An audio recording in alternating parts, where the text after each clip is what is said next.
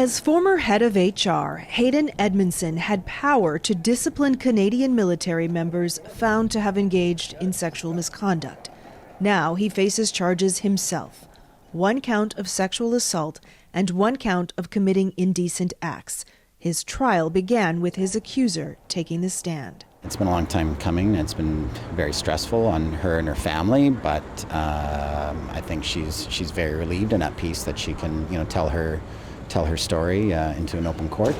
The woman, whose identity is protected under a publication ban, told the court she was deployed on a Navy ship.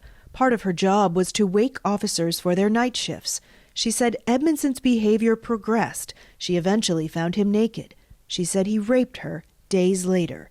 She did not report the matter. He was a high-ranking officer. What would have been the consequence of me yelling, me pushing, me saying no, me not following orders, she testified. It's an important case because it's one of the first of many cases that will be seen under the civilian system.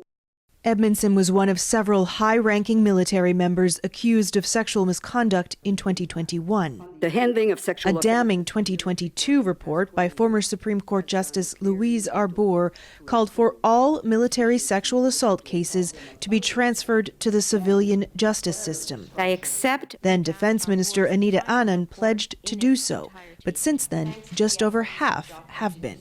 If he is found guilty, there might be a lot of movement for victims. If the charges are stayed or he is acquitted, there might be a lot of pushback and resistance to the culture change that the military is currently pursuing.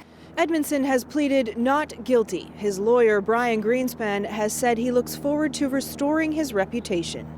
Kayla Hounsell, CBC News, Ottawa.